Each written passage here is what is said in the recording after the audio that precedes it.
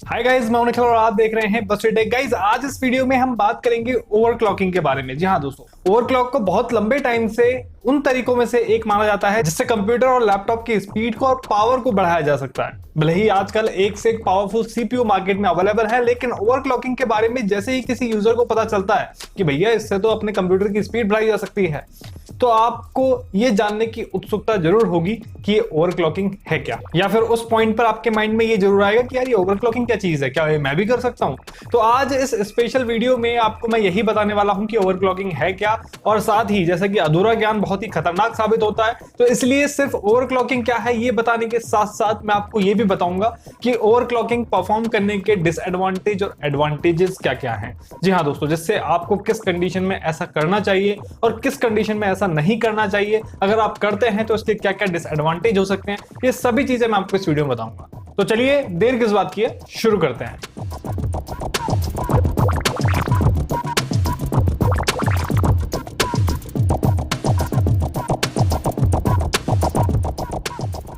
तो गाइस, सबसे पहले हम बात करते हैं ओवरक्लॉकिंग की कि ओवरक्लॉकिंग है क्या।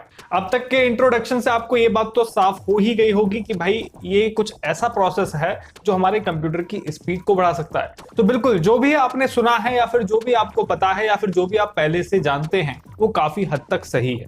ओवरक्लॉकिंग एक ऐसा प्रोसेस है जो आपके कंप्यूटर के सीपीयू की क्लॉक स्पीड को उसकी तय की हुई लिमिट से ज्यादा बढ़ाकर सीपीयू की स्पीड बढ़ा सकता है।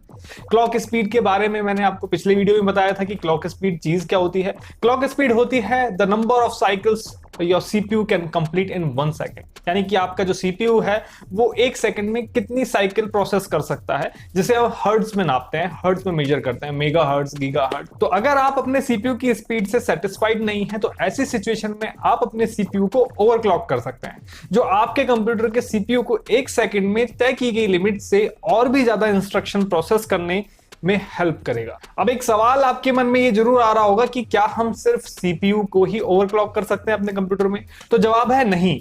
आपके कंप्यूटर में कुछ ऐसे और भी कंपोनेंट हैं जिन्हें आप ओवरक्लॉक कर सकते हैं या फिर उन्हें ओवरक्लॉक किया जा सकता है, जैसे motherboard chip, video card, RAM और सीपीयू के बारे में तो मैं आपको बताया ही है अभी, ठीक है। हालांकि इसका कोई एग्जैक्ट नंबर या फिर एग्जैक्ट पैरामीटर नहीं है कि आप कितनी स्पीड बढ़ा सकते हैं, लेकिन हाँ, परफॉर्मेंस इंक्रीज होती है, क्योंकि हर एक कंपोनेंट और हार्डवेयर का रिजल्ट अलग अलग होता है, क्योंकि स्पीड सिर्फ एक कंपोनेंट पे डिपेंड नहीं करती, वो बाकी और कंपोनेंट पर भी डिपेंड करती है। इस बात में तो कोई शक नहीं है कि ओवरक्लॉकिंग आपके कंप्यूटर की स्पीड को बढ़ाती है, इंफॉर्मेशन प्रोसेसिंग स्पीड इंक्रीज करती है, लेकिन हमें यह हमेशा ध्यान रखना चाहिए कि ओवरक्लॉकिंग के कुछ रिस्क भी होते हैं। ये प्रोसेस आपके कंप्यूटर के अदर कंपोनेंट को डैमेज भी कर सकता है, इसलिए हमें ओवरक्लॉकिंग के एडवांटेज और डिसएडवांटेज के बारे में जान लेना चाहिए, जो मैं आपको अब बताने वाला हूं। तो चलिए बताइए क्या सुनेंगे आप, पहले खूबियां या फिर कमियां? चलिए पहले पॉजिटिव बात ही करते हैं, एडवांटेज से शुरू करते हैं, फिर नेगेटिव बात करेंगे। सबसे पहला एडवांटेज है इंप्रूव परफॉर्मेंस। ये तो आपको स्टार्टिंग से जो कहानी मैं आपको बता रहा हूं उससे ही पता चल गया होगा कि हाँ, ओवरक्लॉकिंग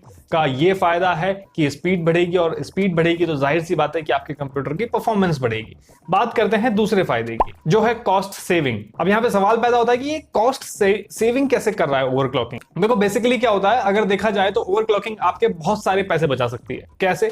ऐसा पॉसिबल है कि आपको आपके कंप्यूटर के लिए ग्राफिक कार्ड की नीड हो, लेकिन आपका बजट बहुत लिमिटेड है, बहुत कम है आपका बजट, तो आप एक सस्ता ग्राफिक कार्ड लेकर उसको आप ओवरक्लॉक कर सकते हैं, और महंगे ग्राफिक कार्ड वाली स्पेसिफिकेशन के हिसाब से आप उसको यूज कर सकते हैं, उसको ओवरक्लॉक करके।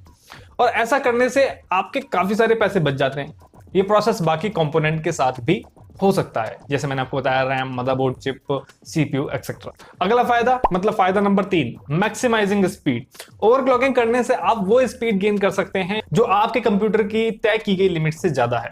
तो जाहिर सी बात है कि जब आप लिमिट ही क्रॉस करते हैं तो स्पीड मैक्सिमाइज अपने आप होगी, यानी कि आप वो तय की गई लिमिट से ज्यादा स्पीड यूज कर रहे हैं, यानी मैक्सिमाइज लिमिट। फायदा नंबर 4, सबसे बढ़िया फायदा ओवरक्लॉकिंग का यह है कि अगर आपके पास कोई पुराना कंप्यूटर है और वो बहुत स्लो है, और आपको ऐसा लगता है कि आपको आगे तो खरीदना है ही, कुछ समय और चल जाए, तो ऐसे में आप अपने पुराने हार्डवेयर को ओवरक्लॉक करके आप स्पीडी बना सकते हैं और आखिरी सांस तक उस हार्डवेयर को यूज कर सकते हैं, उसकी जान तक निकाल सकते हैं आप उसको यूज कर करके।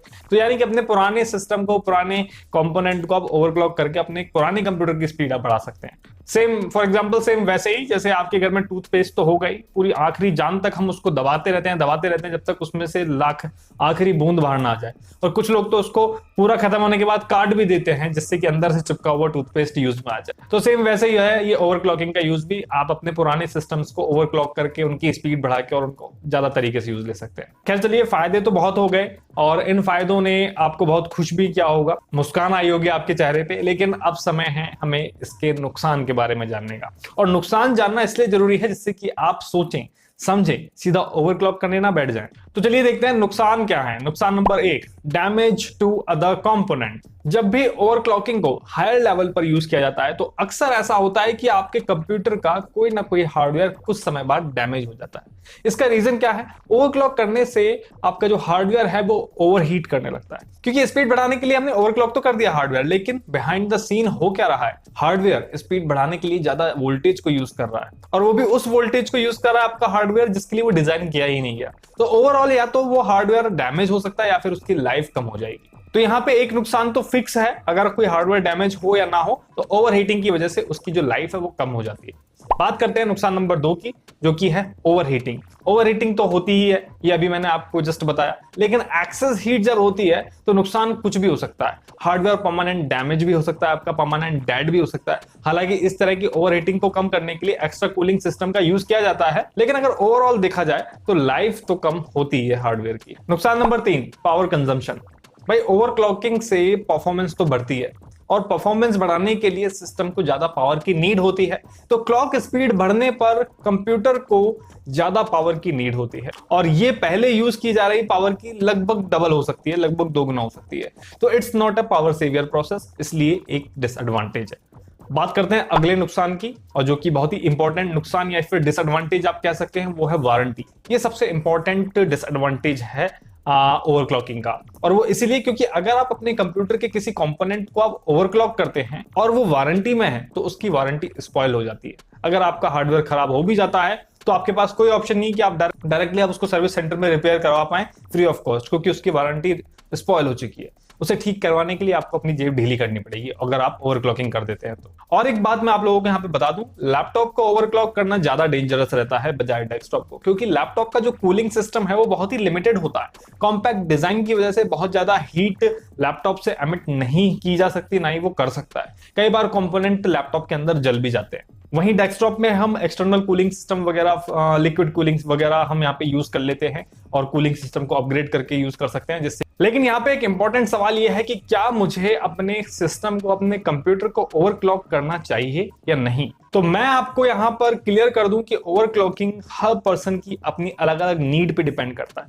वैसे तो ओवरक्लॉकिंग ज्यादातर गेमर्स के बीच पॉपुलर टर्म है, क्योंकि गेमर्स को ही बहुत ही जरूरत पड़ती है ज्यादा क्लॉक स्पीड की, ओवरक्लॉकिंग की। उन्हीं के सीपीयू आप विद एक्स्ट्रा कूलिंग वगैरह जैसे तामझाम के साथ देखेंगे। और अगर हम पिछले कुछ टाइम की बात करें तो जैसे जैसे सीपीयू पावरफुल होते जा रहे हैं, ओवरक्लॉकिंग का इंपैक्ट भी बहुत ज्यादा नहीं देखा गया है। इसलिए ज्यादा अपने सिस्टम के साथ रिस्क लेना भी ठीक नहीं। और साथ ही एक चीज और यहाँ पर जान लेनी चाहिए कि अगर आपका ओवरऑल कंप्यूटर पहले से फास्ट नहीं है तो सिर्फ अकेले एक कंपोनेंट को फास्ट करने से आपको कोई बहुत ज्यादा फायदा नहीं होगा। अगर आपका सिस्टम फास्ट है, ओवरक्लॉकिंग को सपोर्ट करता है, ओवरक्लॉकिंग को सपोर्ट करते हैं आपके कंप्यूटर के कंपोनेंट, और आपको सॉफ्टवेयर और हार्डवेयर की अच्छी नॉलेज है, तो ये आपके लिए सूटेबल एक्सपीरियंस ला सकता है। अदरवाइज क्या रिस्क रहता है वो मैं आपको बता ही चुका हूं। तो गाइस, ये थी जानकारी ओवरक्लॉकिंग के बारे में। मुझे आशा है कि आपको ये जानकारी बेहद पसंद आई होगी। कमेंट करके मुझे जरूर बताइएगा। मिलते हैं हम आपसे नेक्स्ट वीडियो में कुछ नई जानकारी के साथ। तब तक के लिए धन्यवाद। जय हिंद।